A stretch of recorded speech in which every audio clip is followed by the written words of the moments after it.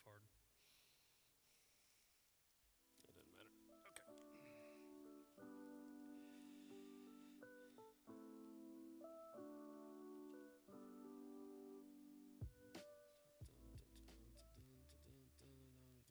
Okay. Okay. I'm going to turn that off and I'm going to turn this on. So I'm going to talk about Deuteronomy today.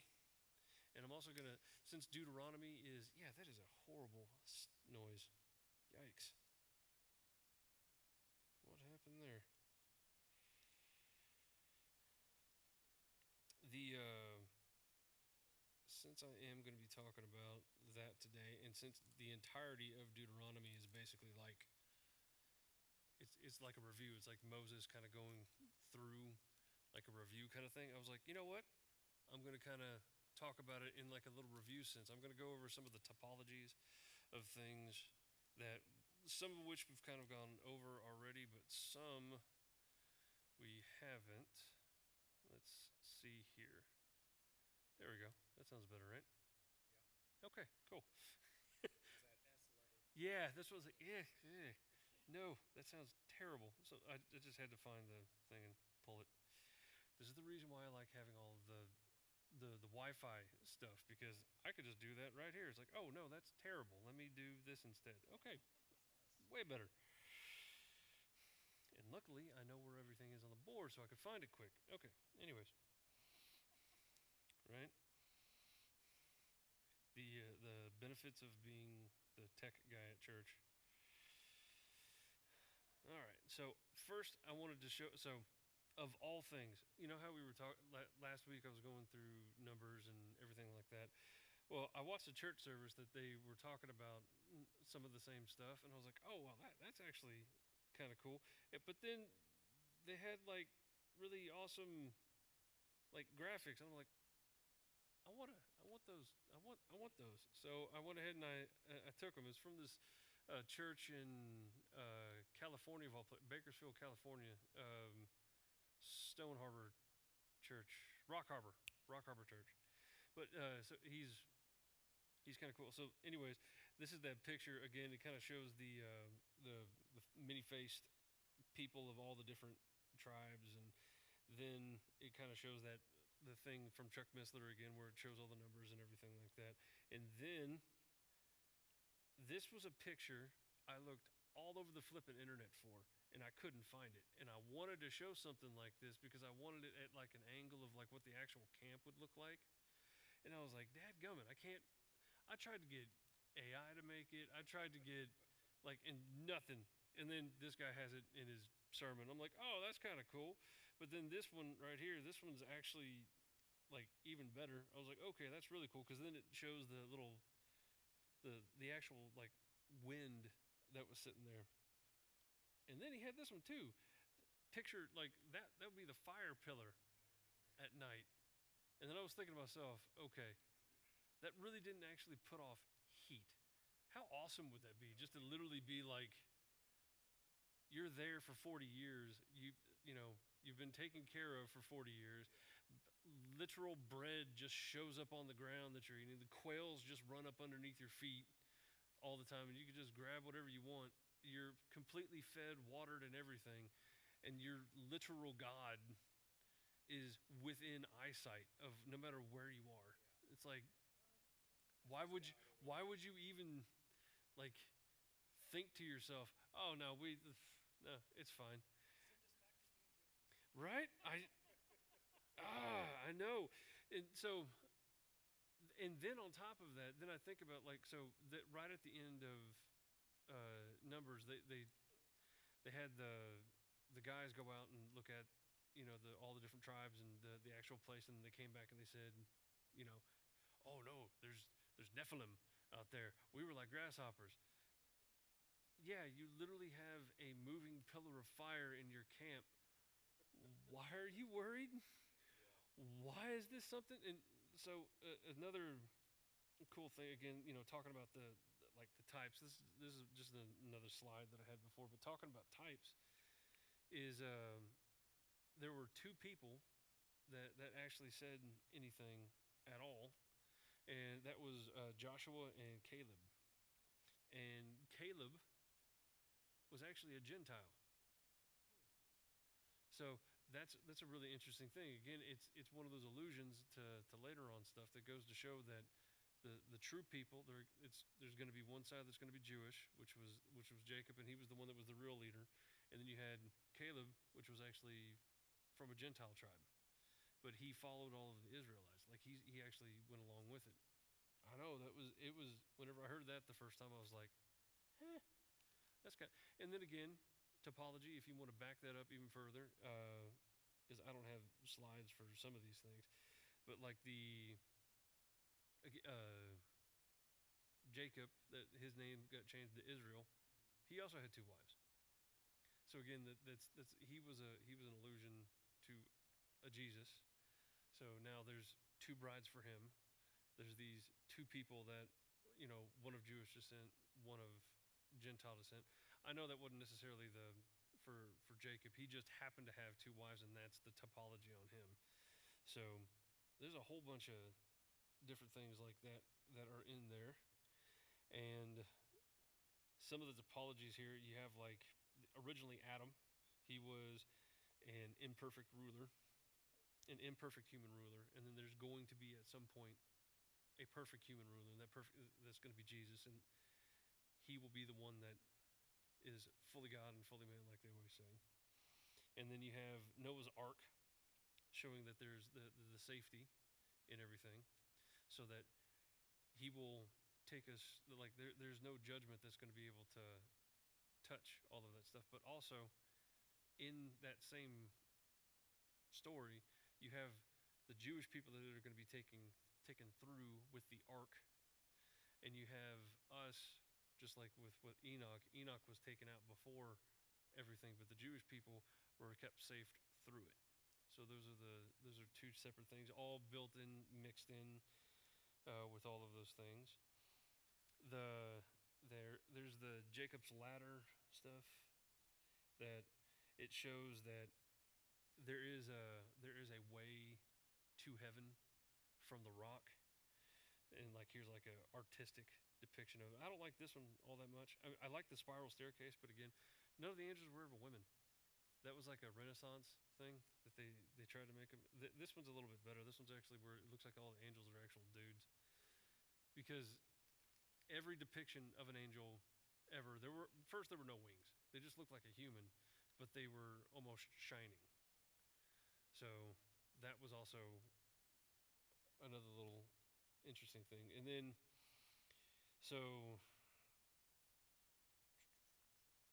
then you have Abraham's son Isaac, another one of the topologies of him not only being the firstborn son, but also being a willing sacrifice, because he actually wasn't going to be.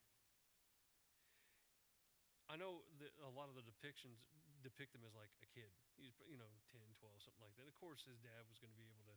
No, he was more than likely in his 30s when he did this, and he was willing at that point to lay everything down at that point. So that's kind of cool, to the fact that to know that he was a depiction of it, even though he didn't go through with it, which is also nice. And again, the ram that pops up afterwards, that's another thing showing a separate topology. Then you have Joseph, which again shows that he was a type of God. He was beloved by the Father. He was the second most powerful, even though Jesus is God, he still submits himself to God, the Father. So Joseph was the only one that he was submissive to was the king. So all of that is another cool thing. And then some of the ones I went over last time, like Moses and the Passover lamb and the bread, the rock that has the water, all those things. Then the last one I wanted to talk about was Melchizedek, and I think that's that, because it's really neat to think about Melchizedek being a topology for all of us, because he was a prophet, a king, and a priest, and then not only that, he was more than likely Shem, like I have up there. So Abraham was born 392 years after the flood, and then Abraham died 32 years before Shem. So, or excuse me, Shem would have lived 32, would have still been alive 32 years after Abraham died. So it wasn't Noah. Wait, maybe do I have that backwards?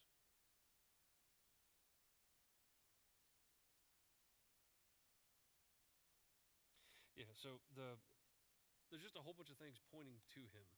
So for instance, like Noah would have really probably been like the first Melchizedek that would have been there because he was the head of the family. Being the head of the family, he is now king of the world because there was no one else there except for them. Exactly. So since it's like, hey, I guess I'm the king, but he was also the prophet because God spoke with him and he did everything. He was also the priest because he was the one that would do the sacrifices and all the other. So he had all of those things built into it. So he was from the main line of Adam, which is why he took that particular role. But then after he would have died, it would have fallen onto one of his sons if one of his sons was alive, which it was with more than likely Shem, because Ham was the one that got cursed, if I'm not mistaken. I want to say that, but don't quote me on that because I don't remember. I forgot to look that part up. But one of his sons was the one that was cursed, so we know it wasn't that one. But a lot of times, Shem is the line that Abraham would have come from too, and it makes sense that Abraham, whenever he actually went out and got all the treasure and then came and tithed to Melchizedek, that it would have been like his great grandfather. It would have made sense that he would have been paying homage to God through him by knowing his great great grandfather. Like, oh, hey, oh, no, yeah, he's been around my entire life. Yeah, no, I'm going to go bring all of this stuff to him. And then, so all that is like, all like it's really cool to think that we are within that line being within Christ. So we are actually a part of the prophet, priest, king thing. And whenever we're in the millennial period, that's actually kind of what we're going to be doing. We're going to be given little areas to rule over, talk about, and do. So basically, doing what we're doing now, just, talking about Jesus, doing stuff, just being the rule of the law in that area. And then just, that's going to be fun. Like I also said, we're also going to have our horses then. So that's also going to be nice. So, the promises that I didn't want to hit all of the promises. I just wanted to hit the ones that were just within the first 5 books, really, because there's way more promises than this, and even more than this. But just kind of putting it as like an overall idea. Like one of the first ones is that we were promised creation and we were promised perfection, and then we broke it, and because we broke it, now we know that there's going to be a way out through the snake crusher. We are promised to be taken out, and there was that topology of the rapture through Enoch. There was the ark to show that even though there may be times that are difficult or persecution or anything, that he will either get us through or take us out. So the promise of the rainbow, which I always like this picture of the rainbow, because when it talks about it in Scripture, because there's one that's emerald around God's throne, because that's in Ezekiel, if I'm not mistaken. Yeah, Ezekiel, where it has all the different angels and all the different faces. Part of that is this, but it's emerald, so it's encircling his throne where he's sitting. So I always thought that, because I don't see too many of like pictures of a rainbow that's actually like the full thing all the way around. I was like, that's going to be cool to look at. Then there's the nation and land that were given to Abraham that were going to get passed down through all of his people. And in Malachi, which is still Old Testament, it's one of the things, it's right at the verse before he talks about the tithe, about how bring the money into the storehouse. The verse basically right before that is that he doesn't change. So if you mix that with the fact that he's promised this land and this covenant, then that means that the land over there is theirs. That there's a lot of people that talk about how the church has replaced Israel. They always talk about it in the sense where the church gets all the blessings but they never talk about how the church can also get all the negative stuff, because they're trying to just take all the good bits without actually taking any of the bad bits. It's like, well, also, if God did do that, where is your, how is your salvation secure? Like, if that's really the case, if he was able to break a covenant back over here where he said that it would be everlasting, then how do you know that yours is everlasting? So that's one of those deals where it's like, well, let's not. If you read things correctly, a lot of these people probably don't actually read. They're probably just listening to their pastors and just believing, and that's one of the biggest things is biblical literacy nowadays. That people just don't do it. Well, and then of course that the world is going to get blessed through Israel, which we know is Jesus. But I mean, again, that's where there's a whole bunch of the little promises that are in there. Then I found this one, the direction, so I could actually read it without having to turn around. Oh no! Oh, now it's making noises. Okay, so like I said, descendants blessed through Abraham, so that was one of the promises there. Then we have promised to make them his people, so that way, and again, that was in Leviticus. And then we have one of the promises out of Deuteronomy, which is that God promised that if we search for him, we will find him. And then the last one here that I have out of Deuteronomy is that in terms of the Mosaic covenant, promise prosperity to Israel for obedience and destruction for disobedience. So that's another piece that I'm also going to talk about later. But I can start talking about it now. It doesn't matter. That was this part right here where Moses is basically talking about how, hey, you got to listen. God told us this very, very clearly. He loves us and he wants to be us. And as long as we go for him, we may not be able to follow everything perfectly, but as long as we're going in that direction and we're trusting in him, he's going to bless our nation. It doesn't matter who comes up against us or what comes up against us. He will bless us.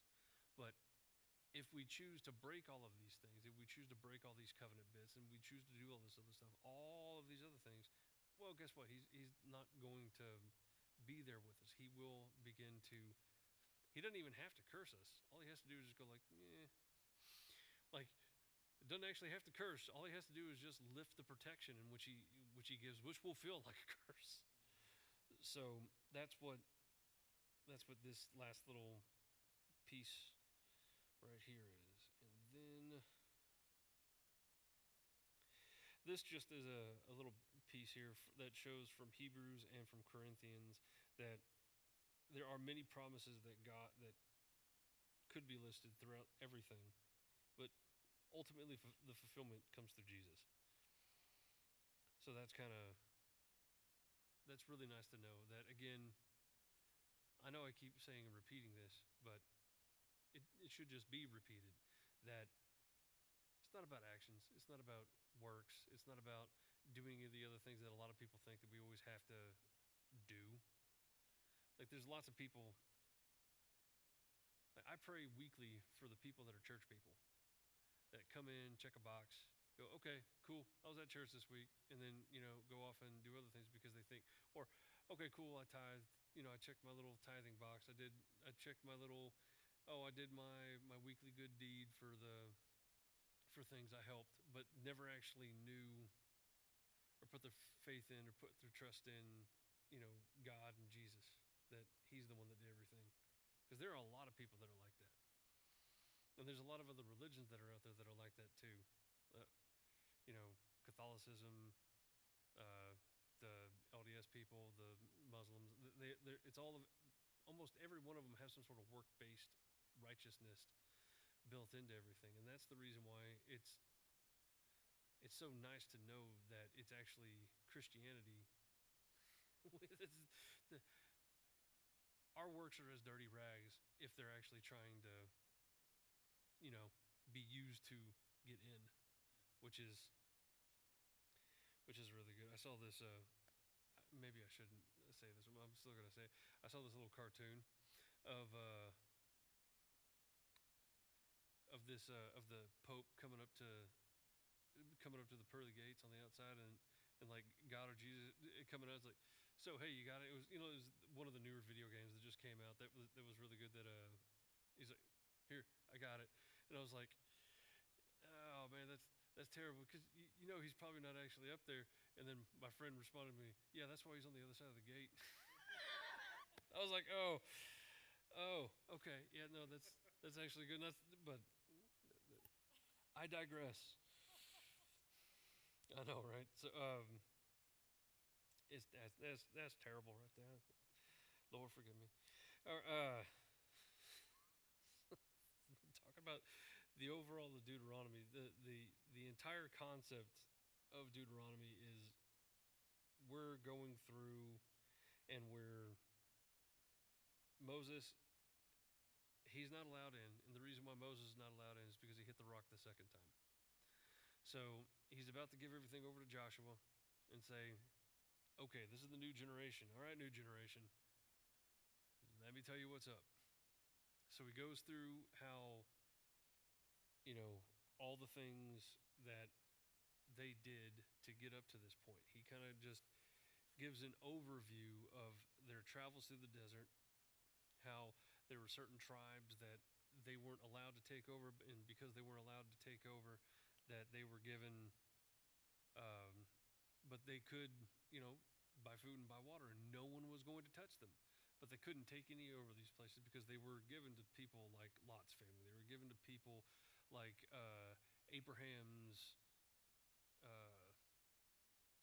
first son that was not a part of the covenant. Like these lands were given to them, so you can't take over those lands, but you're going to settle here for a while, and if you need food, you need something, I gave you tons of gold and silver. Just use it to go buy stuff, and then just don't worry about it. And then we'll keep traveling through. So that's kind of what all of this stuff is talking about here. And one of the things that they likes to go through is Jesus very specifically talks about the Shema. And what he says is that it's like the greatest commandment. Like Jesus also quotes from this book more than any of the other books that are out there, which is kind of nice.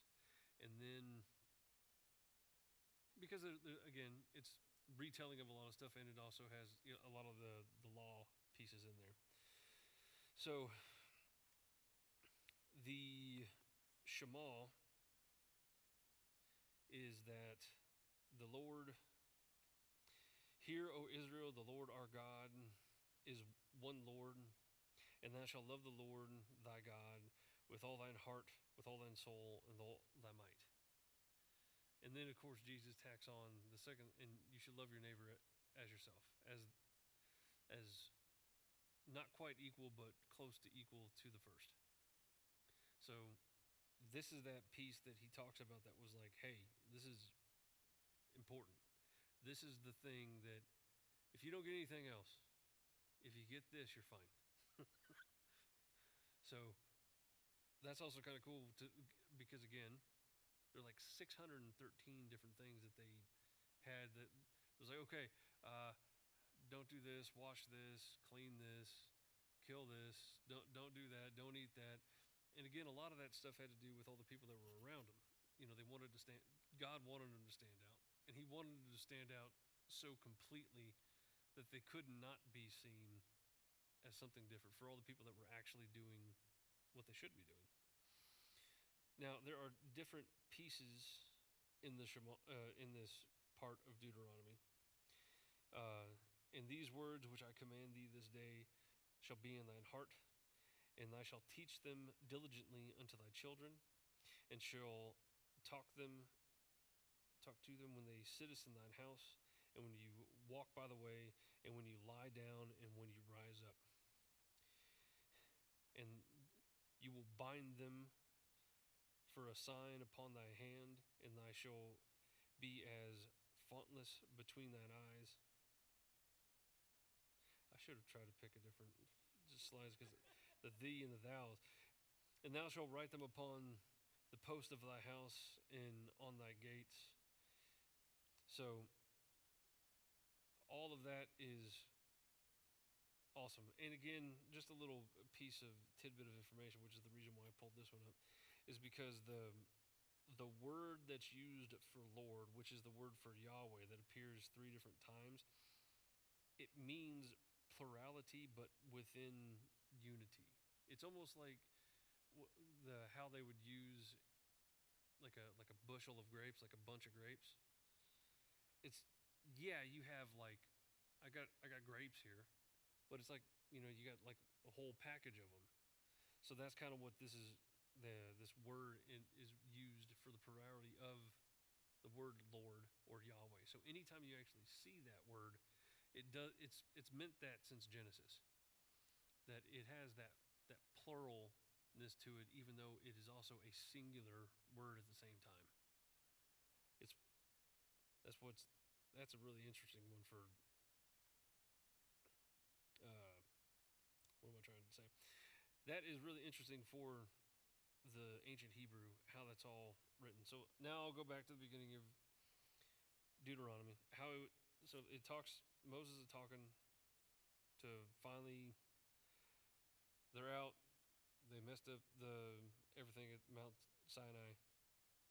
Then finally, the new generation's there. He's talking with everybody. Then again, now he goes over the Shema and just tries to tell everybody, just look, just listen. If you just listen and you do, we're going to be blessed. Everything's going to be fine. And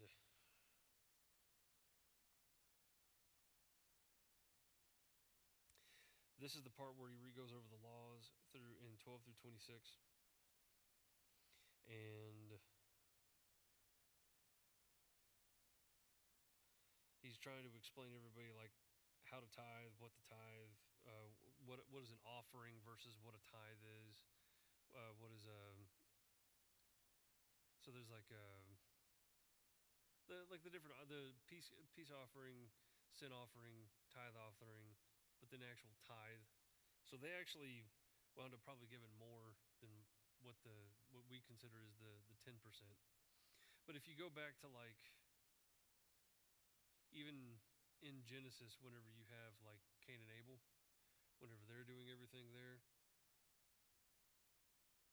Abel didn't know what if he was going to have a whole bunch of extra, animals there. He just the very first one that he had that was extra, he took that one and offered up his first and his best. He didn't know what the outcome of the rest of the stuff, but I know God's going to take care of me, so he laid that up. And then whenever you look at Cain's offering, Cain basically gave over like his leftovers. Like he counted up everything. He said, "Okay, I know this is enough for the family. I got some leftover stuff. This may not be the best, but I'm still going to give this as an offering." And that's part of the reason why there was that separation between him accepting Abel's and rejecting Cain's, because of the heart posture. Because Cain didn't offer it up right, which is the reason why again they're really heavily making sure that they're going over like, look, this is what you do for this offering, this is what you do for that offering, because again, we don't want strange fire. Because again, Aaron's sons, they may not have seen it because this is the second generation, but all the older people, they saw it. They saw the fire come down and go poof, and then you got the roasting marshmallows over things too at that point. So I mean, you have. He really wanted to make sure that, hey, like, pay attention. We want all of this stuff done well and done right. And then at the end, like I had kind of already gone over, he's just making sure that, hey, you know, listen to Bay, don't.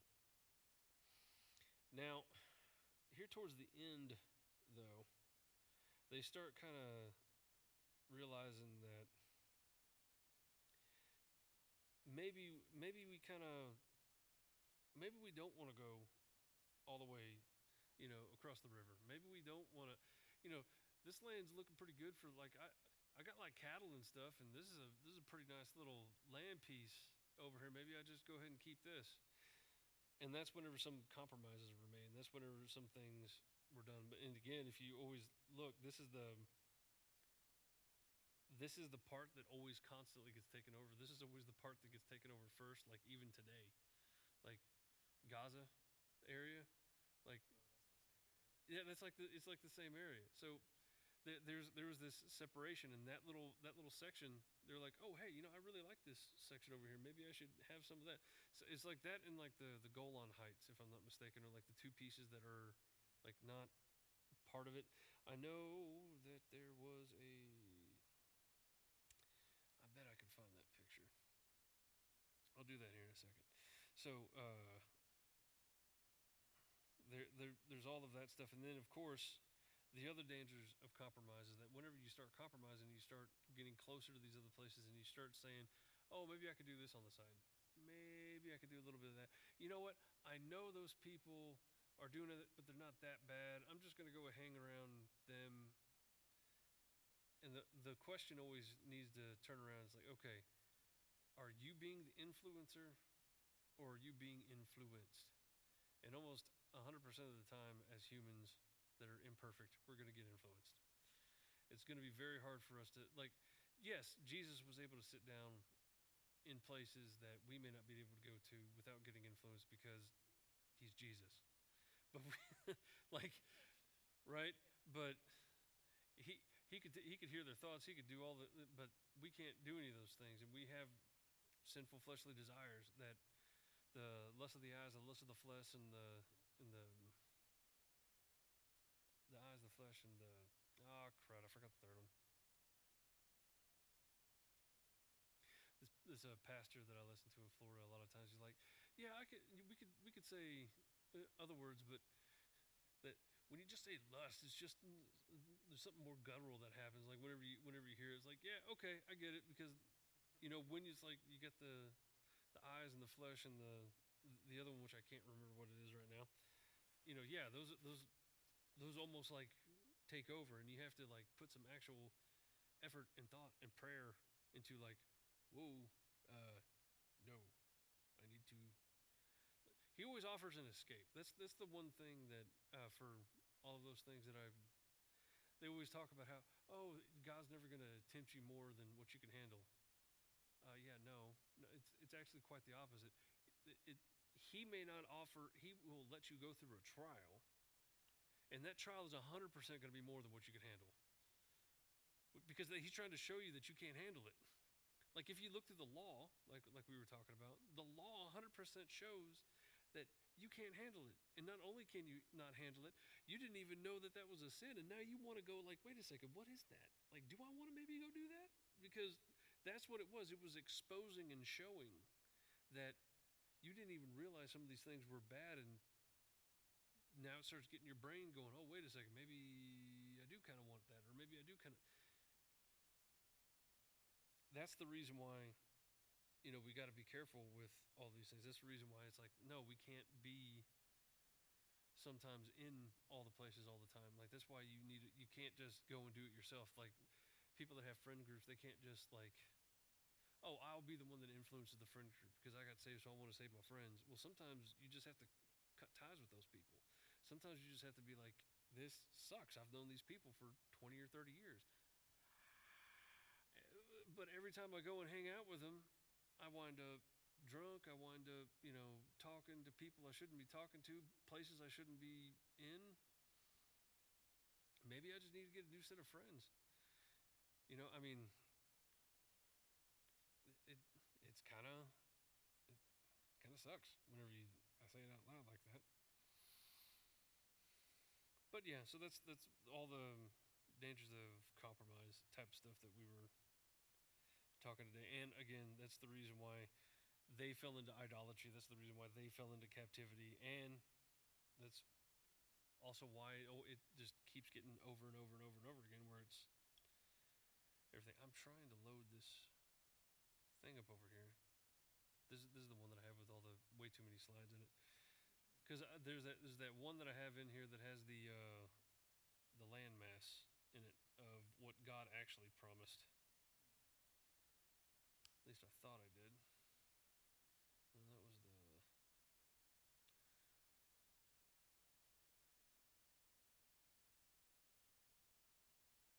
Oh, maybe I don't. Because I don't think it was in this one. So yeah, that is the. I'm still gonna look for this for a second, but that's kind of it for the day for all the things. Since it was just this particular one, I didn't have too many things to go down. No, that was. Oh, I'd see. I know I have the photo somewhere. Maybe I'll just.